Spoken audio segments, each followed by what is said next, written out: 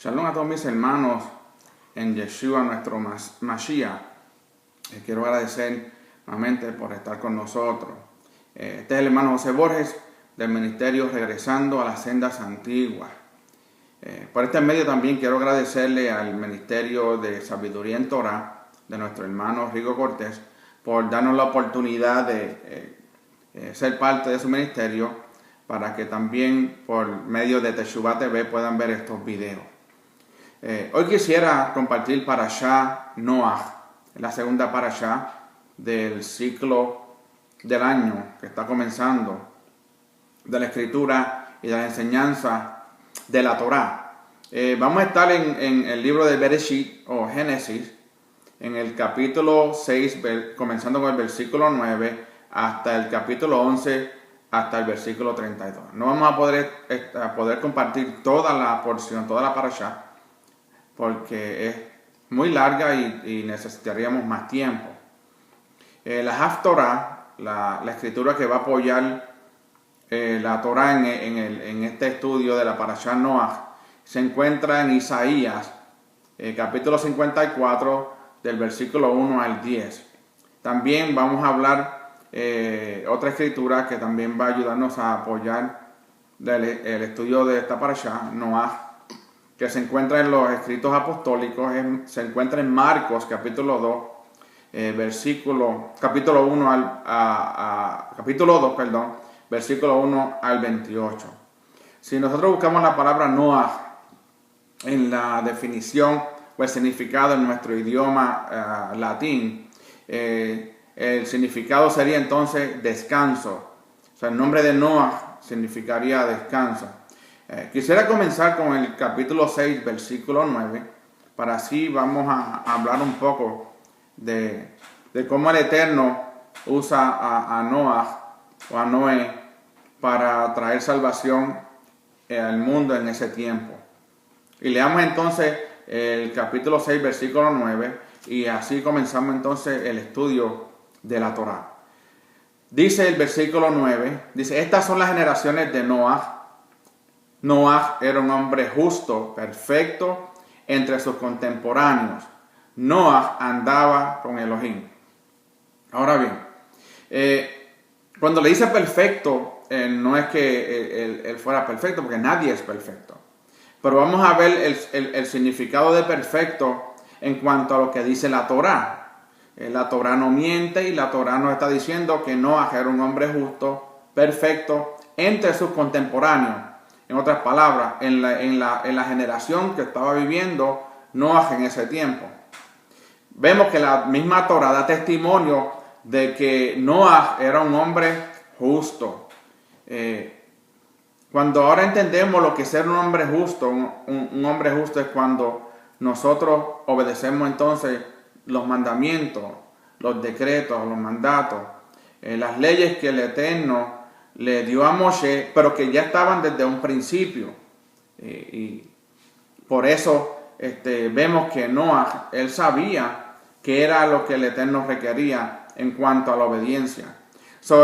Un ser hombre justo en el hebreo sería Ish Sadik, que significaba que andaba con Elohim. También si vemos el capítulo 7, versículo 1, vemos que también aquí el Eterno da testimonio de la justicia de Enoch.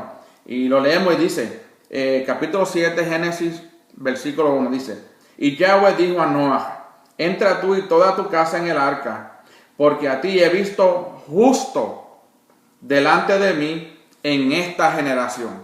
Vemos que el Eterno, no solamente al comienzo del capítulo 6, verso 9, habla de la justicia de Noé, pero vuelve y lo repite en el capítulo 7, versículo 1. Entonces, por esto vemos que Noé era llamado justo delante del Eterno. ¿Y de qué se trata la justicia? Como dije anteriormente, se trata de que entonces Noach o Noé era un hombre justo y perfecto a pesar de toda la maldad que existía en ese tiempo que él estaba viviendo y la maldad que había en los hombres que le rodeaban a Esto es una enseñanza para nosotros en el día de hoy también, que podemos aplicarnos, no solamente en el tiempo de Noé o de Noah, la podemos aplicar en el tiempo de hoy. Esto nos, la justicia y la perfección que tenía Noah en medio de su generación nos enseña a nosotros que ni la cultura, que ni las costumbres de un país, ni las personas que nos rodean, ni la sociedad pueden ser responsables de la conducta de una persona. Ahora bien, me explico. Todo lo que yo haga que vaya en contra de las leyes del Eterno o de la Torah, yo no le puedo echar la culpa a la sociedad, a la cultura, ni a esta generación, sino que cada uno de nosotros somos responsables de nuestras acciones y tenemos que ser responsables de nuestras acciones, y de la manera que nosotros somos responsables es por medio de la obediencia a la Torah. Entonces, ninguno de esos factores, ni la cultura, ni quien nos rodea a nosotros, ni las costumbres, ni las tradiciones, no deben aguantar a nosotros o a detenernos para ser justos delante de la generación en la cual nosotros vivimos en el día de hoy. Cada uno tiene una responsabilidad para vivir en justicia, en integridad delante de Elohim, del Eterno.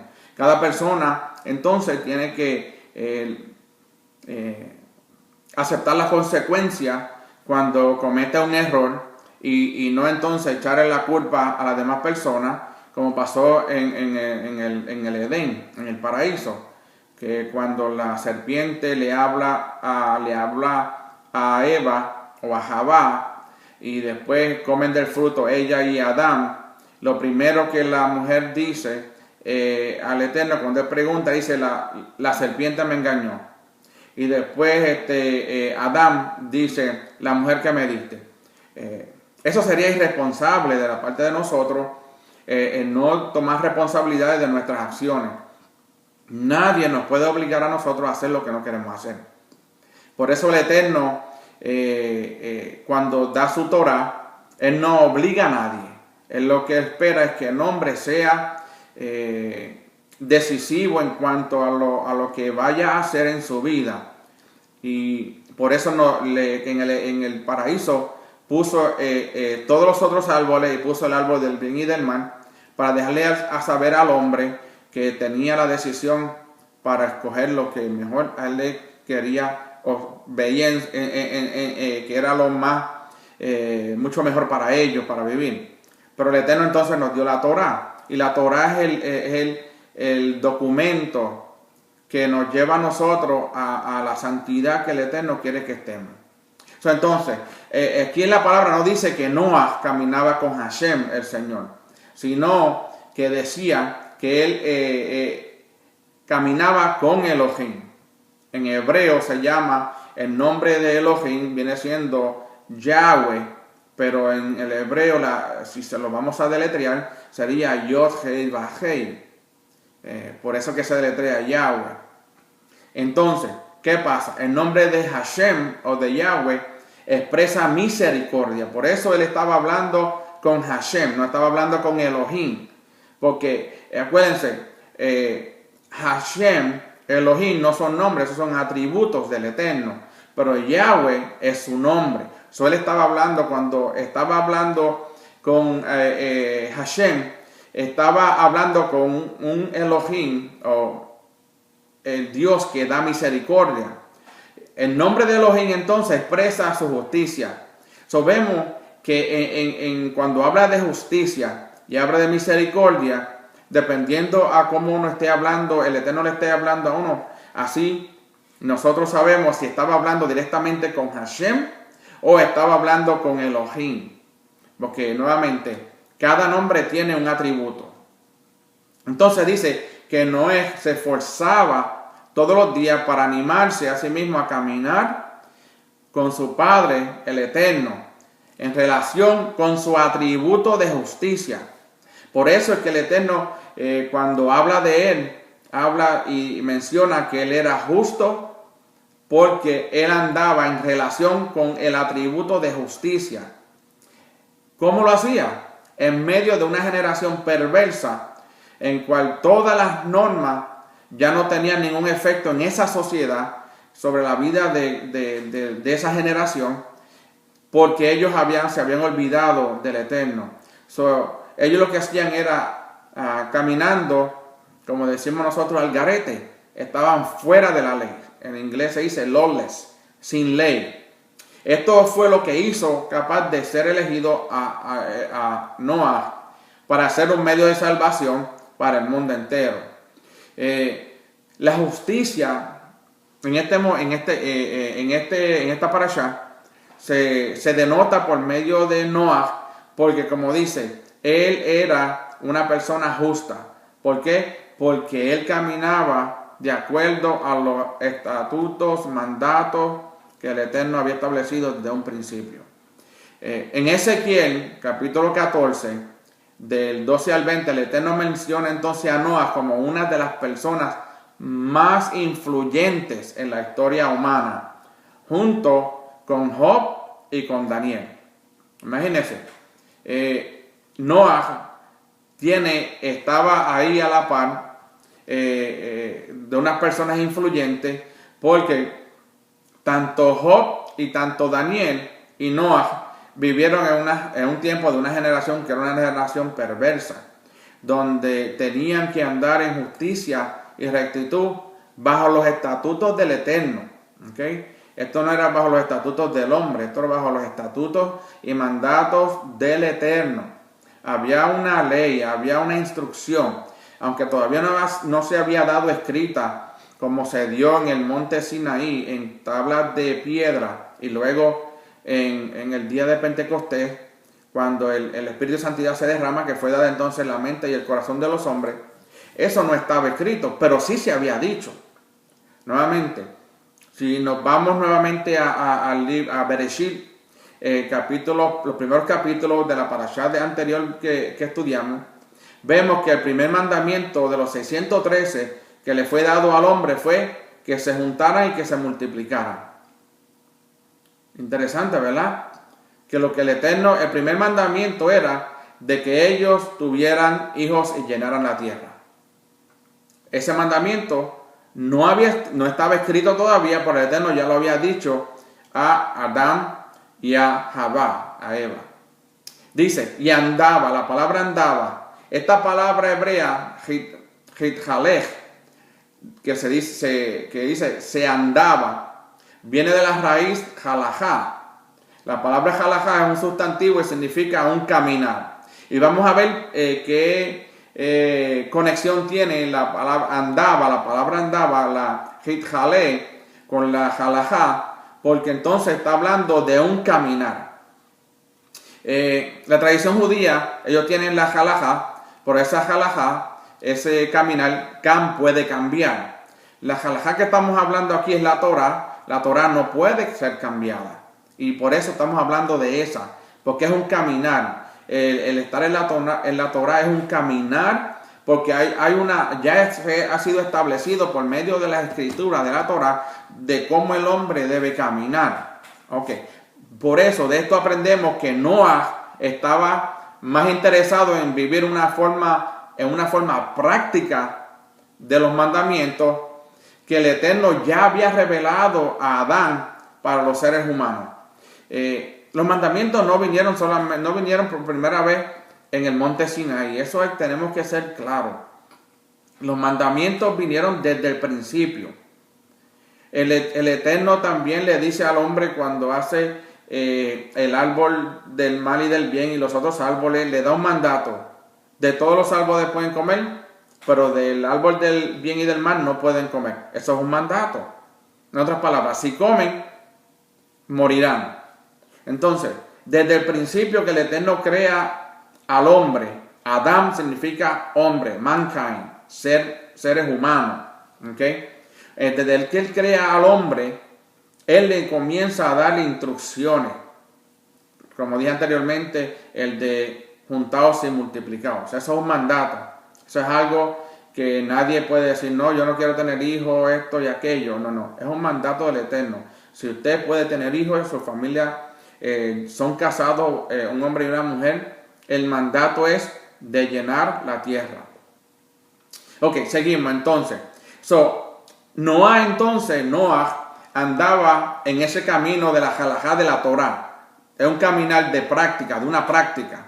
Andaba, y por eso fue llamado Sadik Tamim. Fue llamado justo e íntegro. No sé, pero hoy me haría la pregunta de que cuántos de nosotros estamos andando como un Sadik y un Tamim, como un justo o como una persona íntegra. Como único podemos caminar justos e íntegros es por medio de la Torá. No podemos hacerlo por nuestras propias fuerzas. No podemos hacerlo por ninguna teología. Todo se lleva a cabo. Esta justicia y esta integridad solo se practica y se camina por medio de la Torá. Porque la Torá es la ley, es la instrucción que fue dada al hombre para que nosotros caminemos en ella. De que muchas veces fallamos, vamos a fallar. Acuérdense, cuando hablamos de la perfección de Noé, no estamos hablando que era perfecto. El único perfecto es el Eterno. Y Yeshua, que no cometió ningún pecado. Ahora bien, en medio de esa generación, él era perfecto. Noé era justo. Y esto es lo que el Eterno quería hablar. Ok, vayamos entonces ahora al verso 11 del capítulo 6 de Génesis, de Bereshit. Y leamos y ver la situación que se encontraba entonces Noé. Dice, la tierra se había corrompido delante de Elohim y estaba la tierra llena de violencia. Interesante que dice, la tierra se había corrompido delante de Elohim, no delante del hombre. Dice delante de Elohim porque Elohim, el Eterno, había dado ya los mandamientos de cómo vivir. Según las escrituras, especialmente hay 3 pecados que traen juicio de Elohim, del Eterno, sobre los hombres. Y el primero es la idolatría. El Eterno no comparte su gloria con nadie. Por eso la idolatría. Luego el sexo ilícito.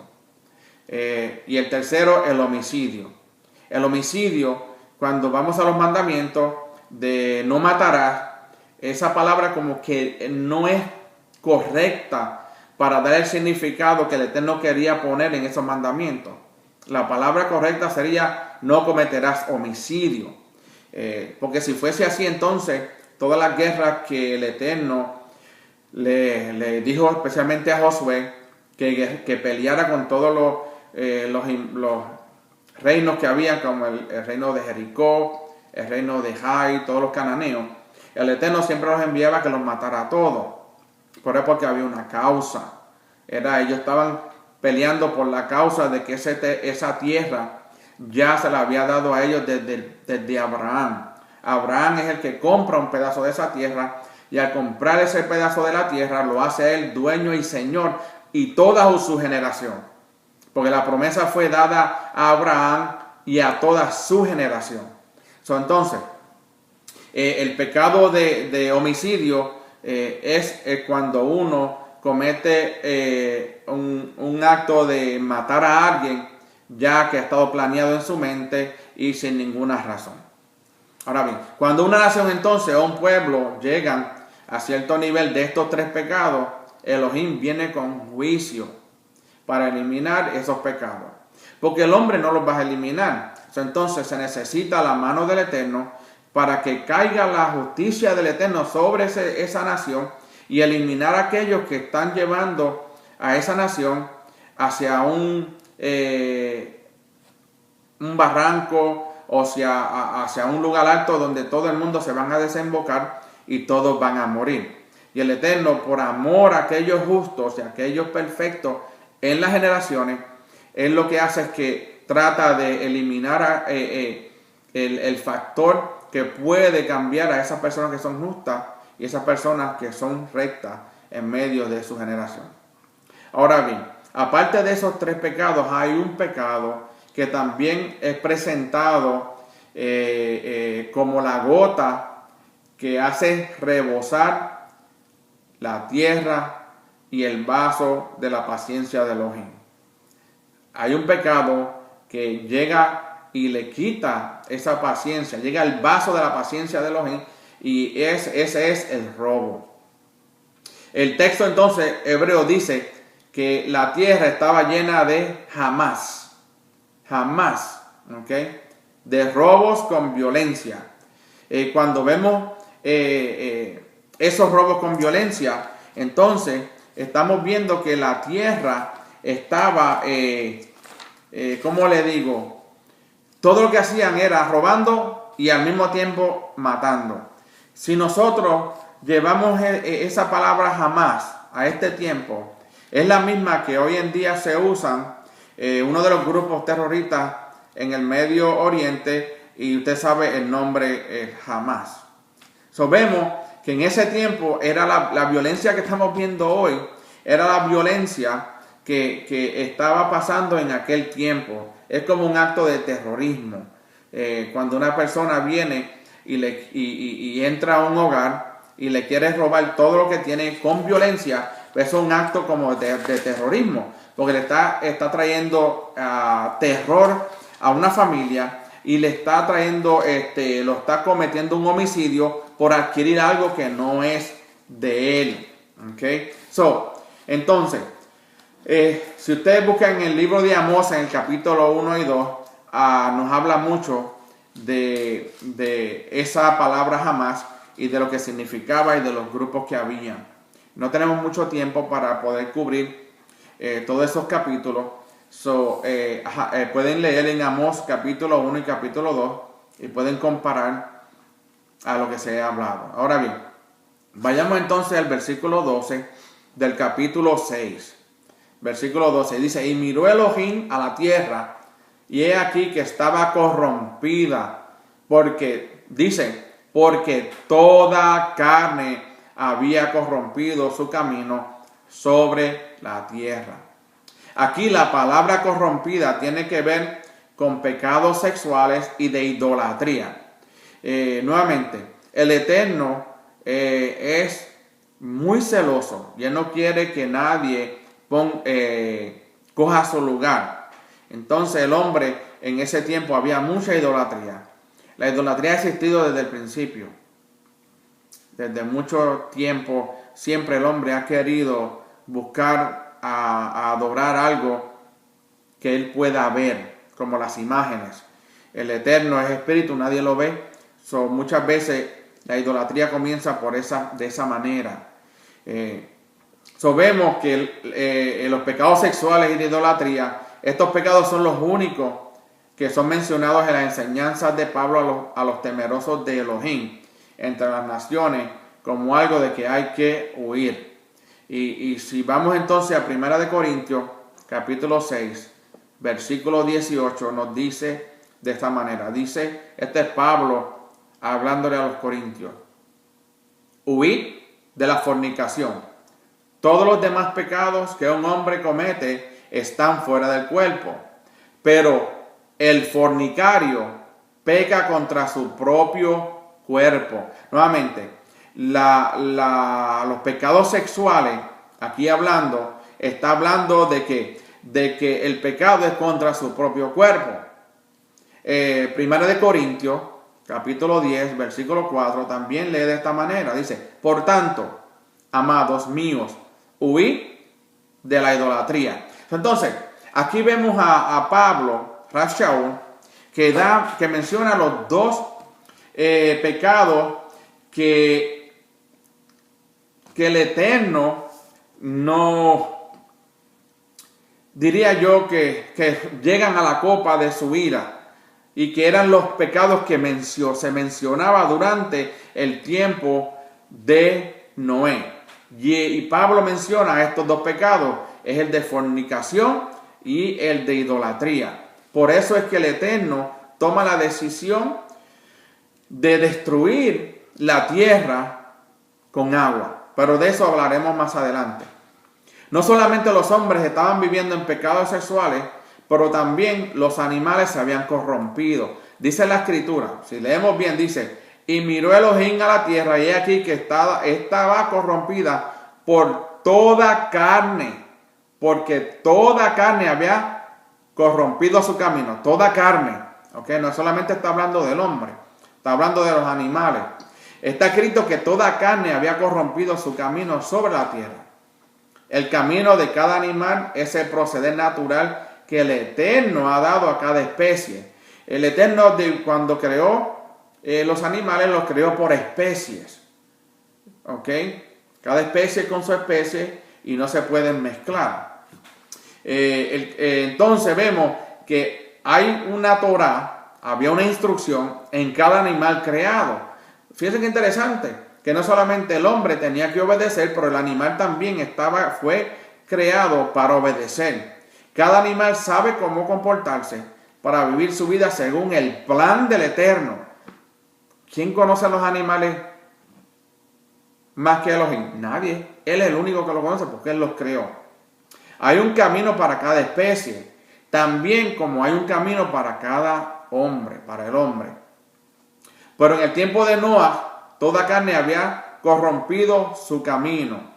Esta fue la causa del juicio por medio del diluvio. Todo se había corrompido, el hombre y los animales también. Este texto entonces nos da a entender que los hombres estaban manipulando los animales de manera que los cruzaban entre diferentes especies. ¿Okay? Obviamente fue una especie de manipulación genética. Eso lo vemos hoy también. Vemos cómo mezclan un perro con otro perro. Especie, acuérdense, hay perro, pero a cada perro tiene una especie. Y eso no se puede, así genéticamente no se pueden alterar. De esta manera entonces hubo corrupción de toda la carne. Y Elohim decide poner fin a este tipo de mezcla. De la misma manera que el hombre estaba haciendo lo mismo, los hombres también instaron a que los animales hicieran lo mismo. Solo los animales, oigan esto es bien interesante porque no lo habíamos oído anteriormente. ¿Okay? Solo los animales que habían mantenido su originalidad en su especie desde la creación eran los que podían entrar a Noah en el arca para ser preservados para el futuro. Interesante, ¿verdad que sí? Que hasta aún los animales tenían que ser puros en sus especies para poder entrar en el arca. Nada que así había sido corrompido, ningún hombre, ningún animal podía entrar en el arca. Solamente aquellos animales que habían perseverado y preservado su originalidad en su especie. Como dice en el versículo 20 que dice, de las aves según su especie, de los animales según su especie. La Torah es bien específica cuando nos habla y cuando sigue repitiendo y dice, y todo reptil de la tierra según su especie, 2 de cada especie vendrán a ti para que los preserves, para que le preserves la vida. Solos los que eran conforme a su especie valían para ser preservados. Interesante que aún en los animales el Eterno tenía una guía para cómo ellos debieran vivir. Y vemos que todo esto los animales junto con los hombres se han corrompido y vemos la diversidad de problemas que hay. Animales comiéndose a otros animales, hombres matando a otros animales, cometiendo homicidios. Vemos claramente que el Eterno, todo lo que había hecho, había sido bueno. Vamos entonces al versículo 18 del capítulo 6 de Génesis. Y dice, por estableceré mi pacto contigo, y entrarás en el arca tú y contigo tus hijos, tu mujer y las mujeres de tus hijos. Ahora bien, cuando hablamos de pacto y de pactos, estamos hablando de algo que el Eterno ha establecido por Él mismo. Que lo ha establecido para la tierra, para el hombre, para para las generaciones. Y aquí entonces dice, pero estableceré mi pacto contigo, con Noah. No con los hijos, sino contigo. Entonces dice, y entrarás en el arca tú, contigo, tus hijos, tu mujer y las mujeres de tus hijos. La relación entre el Eterno estaba basada sobre el principio de los pactos. Noah había mantenido el pacto de seguir en obediencia. ¿Okay? A base de los pactos que Él ha establecido, podemos tener contacto con el Eterno. Adán tenía un pacto por medio del cual él se relacionaba con el Eterno desde el principio, como nos dice entonces Oseas 6:7. Dice, pero ellos, como Adán, han transgredido el pacto. Allí me han traicionado. Vemos entonces, un pacto es el lazo más fuerte que existe entre dos o varias personas. Y vemos, como dice Oseas 6:7, dice, pero ellos, ¿quiénes ellos? Los del pasado, ¿ok? Como Adán. Está hablando de que Adán también transgredió el pacto que el Eterno había hecho con él desde el principio. Si no hubiese pasado así, Oseas no lo hubiese dicho de esta manera. Oseas dice, pero ellos, como Adán, han transgredido el pacto, allí me han traicionado. Tanto como Abraham había traicionado al Eterno, los del tiempo de Oseas también habían traicionado al Eterno. Como dije, un pacto es el lazo más fuerte que hay entre una o varias personas. Un pacto no se puede anular o deshacer, especialmente si bien ese pacto viene del Eterno. La Torá es un pacto que el Eterno hizo con el hombre. ¿Cómo podemos decir que fue abolida? Este pacto que él hizo con Noah implica que el Eterno se comprometía a guardar los frutos que eran para comer dentro del arca durante todo el tiempo que ellos iban a estar durante el diluvio. Y también implicaba una protección especial contra los hombres que querían hacer daño a Noah y a sus hijos durante la construcción del arca. Qué interesante que el Eterno hace un pacto con Noah para que nadie le haga daño y le haga daño a los frutos que iban a guardar durante el diluvio. El Eterno es incomparable. No hay otro Elohim. Él es el Elohim Adonai Echad, el único Elohim que nosotros podemos conocer. Podemos decir entonces que los pactos del Eterno son para protección para el hombre. Pero continuamos con el versículo 22 del capítulo 6. Y dice, y así lo hizo Noah conforme, esta palabra es clave, conforme a todo lo que Elohim le había mandado, así hizo. Mire lo que dice, y así hizo Noah. En otras palabras, Noah estaba haciendo lo que hizo conforme a lo que Elohim le había mandado, él hizo así. Entonces, este es el secreto de nosotros, los que estamos en la Torá, para el éxito, para tener éxito en la vida hasta que Yeshua venga a buscar a su pueblo. La clave para el progreso del hombre, del ser humano, es hacer exactamente conforme a lo que Elohim ha mandado que nosotros hagamos. Ahora bien, ¿qué es lo que Elohim o el Eterno nos ha mandado hacer a nosotros? Muy fácil y sencillo. Obedecer la Torá, los mandamientos y las instrucciones que están en la Torá. Y si lo hacemos, entonces vamos a ser prosperados en esta vida. Sin pensar que la Torá fue abolida. Si pensamos que la Torá fue abolida, entonces estamos diciéndole al Eterno que no queremos su bendición ni la prosperidad que Él solo da. A lo mejor alguien se preguntará, pero ¿y esas personas que tienen tantos miles de dólares y millones de dólares? Bueno, aquí en la tierra pues ellos disfrutarán de esos millones de dólares y esos miles de dólares y de toda esa prosperidad que es pasajera. Pero nosotros, los que estamos en obediencia, vamos a recibir esta bendición de este tiempo y la del tiempo venidero.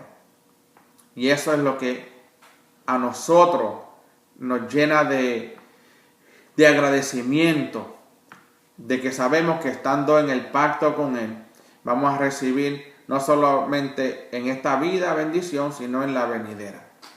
Leamos entonces, como dije anteriormente, el versículo 1 del capítulo 7. Ya habíamos leído esto al principio, pero vamos a leerlo nuevamente. Capítulo 7, versículo 1 dice, entonces el Eterno dijo a Noah, entra en el arca tú y todos los de tu casa, porque he visto que solo tú eres justo delante de mí en esta generación. No le dijo a los hijos, ni a la esposa, ni a las esposas de sus hijos, que eran justos. Solamente le dijo, porque he visto que solo tú has sido justo delante de mí. Entonces, ¿qué dice? Él le dice, toma nota de que en este momento la Torah entonces utiliza el nombre que se escribe con las 4 letras, el Yod, Hei, Vav, Hei, el Yahweh, Y, H, V, H, o Y, H, V, H, Yod, Hei, Vav, Hei, porque ahora está hablando con Hashem, porque está hablando de un Dios que es justo. ¿Ok? Como hemos dicho anteriormente, ese nombre tiene que ver con el atributo de justicia, pero sobre todo de misericordia. ¿Por qué misericordia? Porque Noah halló gracia delante del Eterno en medio de una generación perversa. Eso es misericordia, porque el Eterno pudo haber destruido a todo el mundo, incluyendo a Noah y a toda su familia. Pero porque Noah fue hallado justo ante los ojos del Eterno, ahora el Eterno enseña y manifiesta su misericordia sobre Noah y su familia. Aquí vemos entonces que Noah no solamente caminaba en relación con la justicia del Eterno, según lo que leímos en el capítulo 6-9, sino que también tenía una relación con la misericordia del Eterno, como se enseñó en el último capítulo de la parashá anterior, Génesis, en 6:8, Génesis 6:8, donde nos dice, mas Noah halló gracia ante los ojos del Eterno. Wow, gracias. Esto es un tema pues que también ha sido un poco mal interpretado, y han usado la gracia muchas veces para no obedecer los mandamientos, porque se enseña que no vivimos bajo la Torah, sino que vivimos bajo la gracia. Ahora bien, ¿qué significa gracia en el original y en la mente que el Eterno reveló por medio de su Torah? Veamos bien, la gracia entonces es un favor inmerecido y está relacionado entonces con el atributo de la misericordia del Eterno. Y aquí en este capítulo 7 vemos cómo esta relación es reforzada. ¿Cómo fue reforzada? Noé entonces obedece a lo que el Eterno le mandó hacer. Ahora, el Eterno entonces, Él le ordena a Noah a entrar en el arca para la salvación de toda la especie humana y de los animales, y especialmente los animales limpios, que iban a ser los que iban a servir para sacrificio para el Eterno. Entonces vemos que Noah, al ser justo y había andado con el Eterno, estaba entonces ahora recibiendo no solamente el favor del Eterno, sino la misericordia, y al mismo tiempo recibía la salvación, para que él fuese el móvil que usó el Eterno para salvar toda la especie humana y a lo de los animales. Es interesante ver que la relación de los animales limpios e impuros ya existía en tiempo de Noah. Eso de los animales que se comían, ahora que dicen no, que ahora podemos comer todo, porque Pedro dijo, el Eterno le dijo a Pedro, mata y come. Desde el principio ya el Eterno había establecido cuáles eran los animales limpios y cuáles eran los animales impuros o no limpios. Porque los limpios son los que sirven entonces para el sacrificio del Eterno. Es interesante saber que esto no significa que él podía comerlos. ¿Ok? No significaba que Noah podía comer todos esos animales. porque los hombres no comían carne antes del diluvio. Acuérdense, antes del diluvio no se comía carne, solamente pues, vegetarianos, si fuésemos a hablar de esa manera. Esa diferencia entonces existía únicamente en relación con los sacrificios. En ese momento, los animales limpios eran solamente para los sacrificios y los animales impuros que fueron entrados o no limpios fueron llevados para que siguieran en la próxima generación que iba a comenzar una vez que el diluvio terminara y las aguas cesaran. ¿Okay? So, vemos entonces que los animales limpios sirven para la comida del Eterno, alegóricamente hablando, porque el Eterno no necesita comida, ¿okay? No necesita comida. El Eterno pedía esos sacrificios porque el plan de redención tenía que ver con sangre y solamente Yeshua podía ser el cordero inmolado que iba a derramar su sangre para salvación. Pero mientras llegaba el tiempo de Yeshua, el Eterno pedía a esos animales limpios que derramaran la sangre, y vemos más adelante en la construcción del tabernáculo y del templo cómo se hacían todos los sacrificios. Y continúa el versículo ese que comenzamos, el 7, que dice: he visto que solo tú eres justo delante de mí en esta generación. Cuando el Eterno da testimonio de que una persona es justa delante de él, no hay ningún hombre, ningún ángel, ni demonio que pueda cambiar esa sentencia dada por el tribunal del Supremo. Si el Supremo Eterno dice que él es justo, nadie lo puede cambiar. Si leemos Romanos 8:33 nos dice: ¿quién acusará a los escogidos de Elohim? Elohim es el que justifica. Lo importante no es aparecerse justo delante de los hombres, sino realmente serlo delante de aquel que todo lo ve. En otras palabras, lo importante no es que nosotros nos veamos juntos delante de los hombres.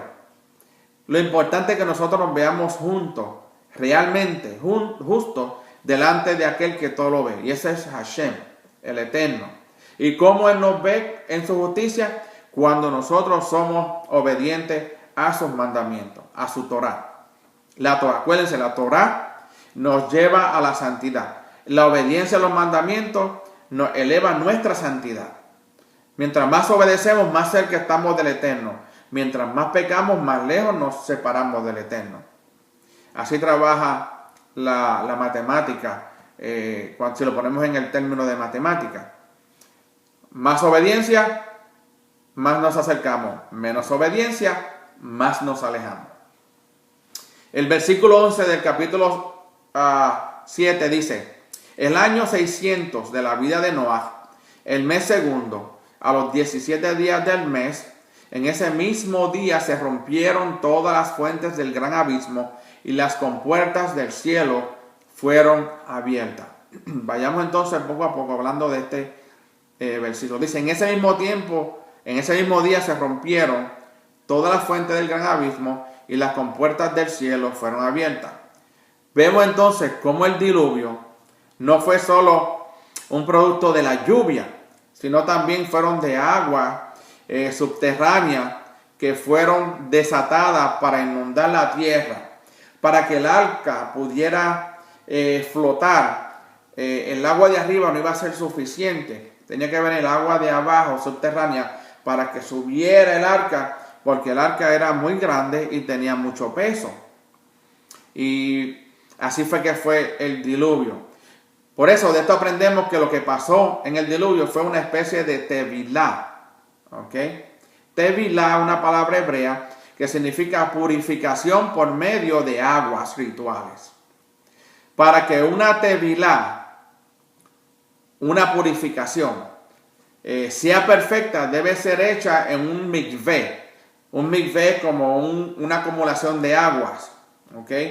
Que sean de aguas vivas, naturales, que proceden de su mayoría, de fuentes subterráneas.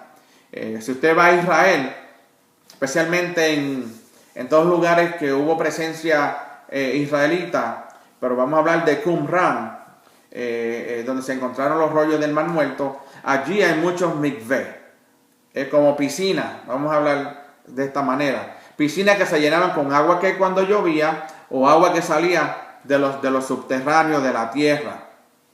Y por eso vamos a ver que este evento del arca, estar sobre las aguas, lloviendo y agua debajo, es como una forma de un mikvé, una acumulación de aguas vivas.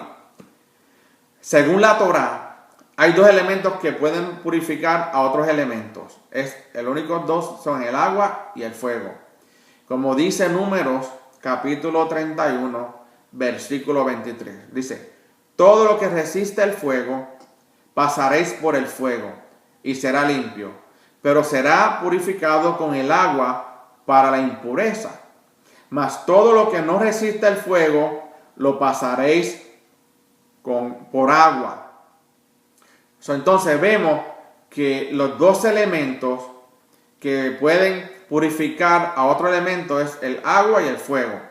Esta vez entonces el Eterno tomó la decisión de purificar la tierra con agua. Y para que la purificación fuese perfecta, la mayor cantidad del agua tenía que venir, como dije anteriormente, de fuentes subterráneas, para que cubriera el arca por debajo y la lluvia que caía. Así entonces el mundo fue purificado por primera vez por medio de agua.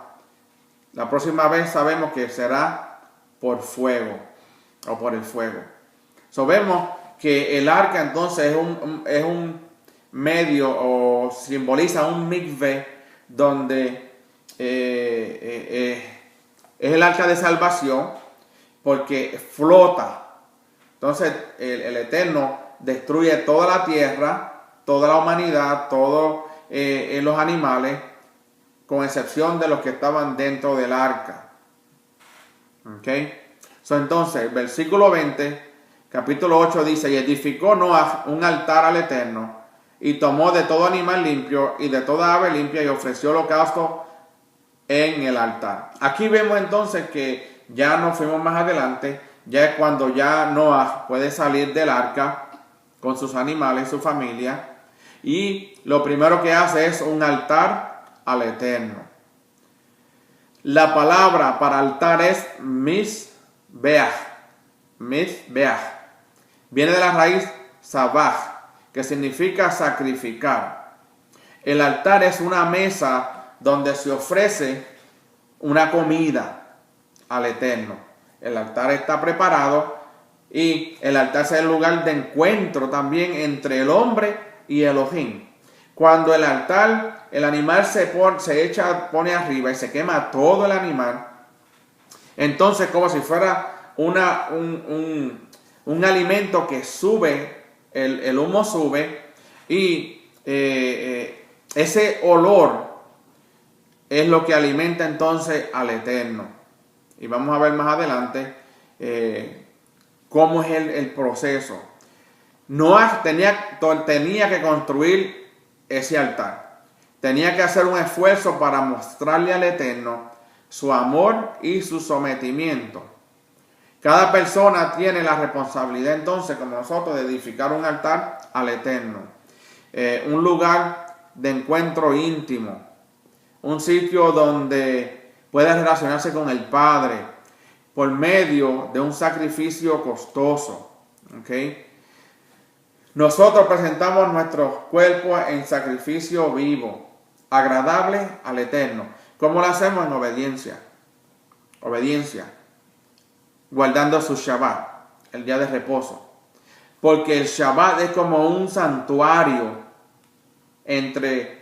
donde el hombre puede entrar en presencia del Eterno, porque a la misma vez que es bendecido, es santificado en él.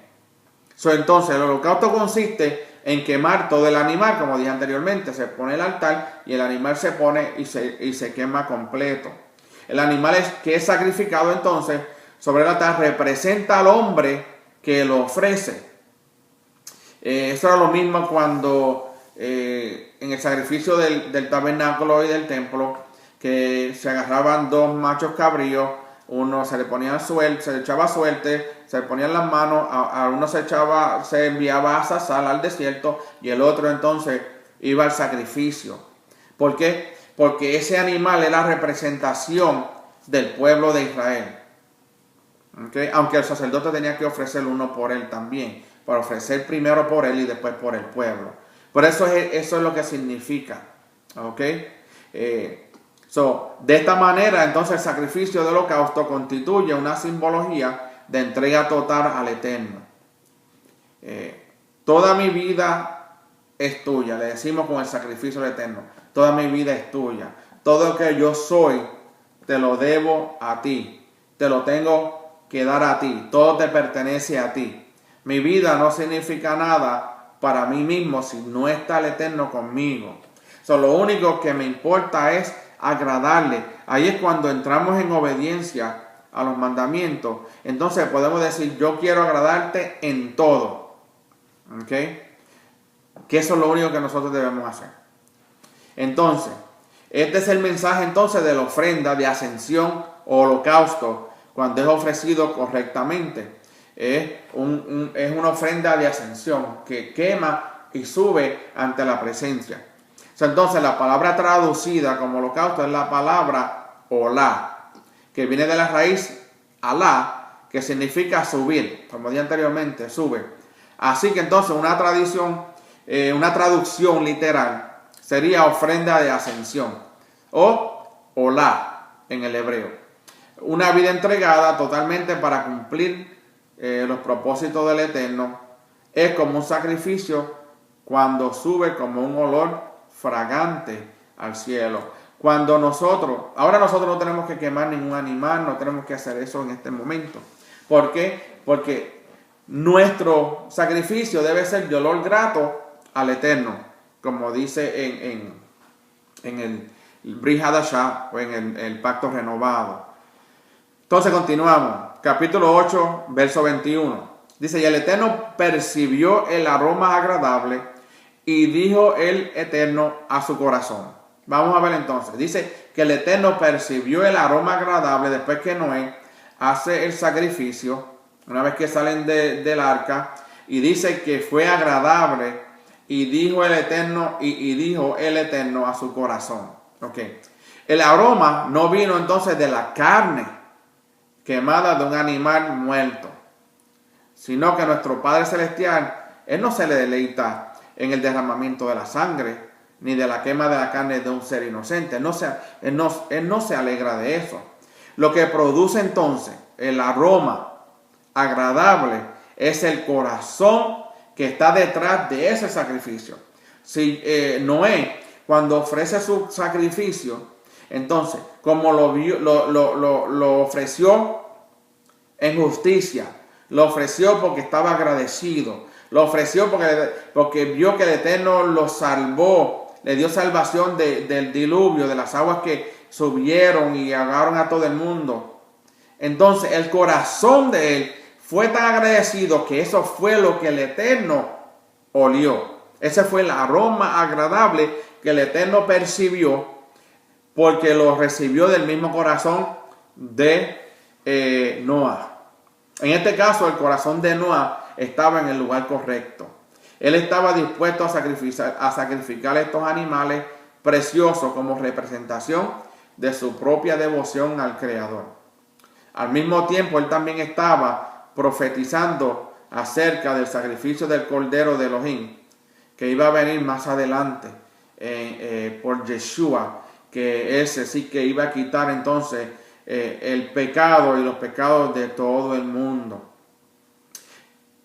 Bien importante, Yeshua vino mucho después de Noah. Él existía, pero digo yo que vino como Yeshua encarnado. Cuando Yeshua encarnado muere en la cruz, él lo que hace es quitar el pecado de Noah. Interesante, ¿verdad? Que no lo habíamos visto de esa manera. Pensábamos que los de antes de Yeshua iban a ser tratados diferente a los de después de Yeshua. El Eterno es justo. Y por esa justicia de Él, todos aquellos que murieron en el pasado, haciendo la voluntad del Eterno, por medio de Yeshua fueron sus pecados, fueron limpios. Por eso dice que al mismo tiempo él estaba profetizando acerca del sacrificio del Cordero que Elohim, que iba a venir más adelante para quitar su pecado, el pecado de Noah y los pecados de todo el mundo. Entonces, esto era agradable para el Eterno y por eso pronunció un juramento. Como también nos dice Isaías capítulo 54, versículo 9. Porque dice, porque esto es para mí como en los días de Noah, cuando juré que las aguas de Noah nunca más inundarían la tierra. Así he jurado que no me enojaré contra ti ni te reprenderé. Entonces vemos que el altar que hizo a Noah era un símbolo de cuando Yeshua viniera para morir por los pecados del pasado, de antes de él haber nacido, y de los del pecado del tiempo después que él hubiese muerto. Vemos que interesante que en esta parashá Noah, vemos que por medio el proceso del evento del diluvio, vemos que el Eterno hace como un método de purificar la tierra, salvando entonces a Noah en el arca con su familia y los animales de cada especie, animales limpios y animales inmundos. No solo eso, cuando Noah levanta el altar, le está haciendo una profecía, está profetizando de que por medio de que el Eterno recibió el sacrificio de Noah como olor grato, estaba dejando saber, de la misma manera que lo estoy recibiendo ahora, cuando mi hijo venga, va a perdonar tu pecado y los pecados de todo el mundo. Que el Eterno los bendiga, los guarde y que continuemos estudiando la Escritura y nos veremos en la próxima. Y así le digo a todos, Shalom.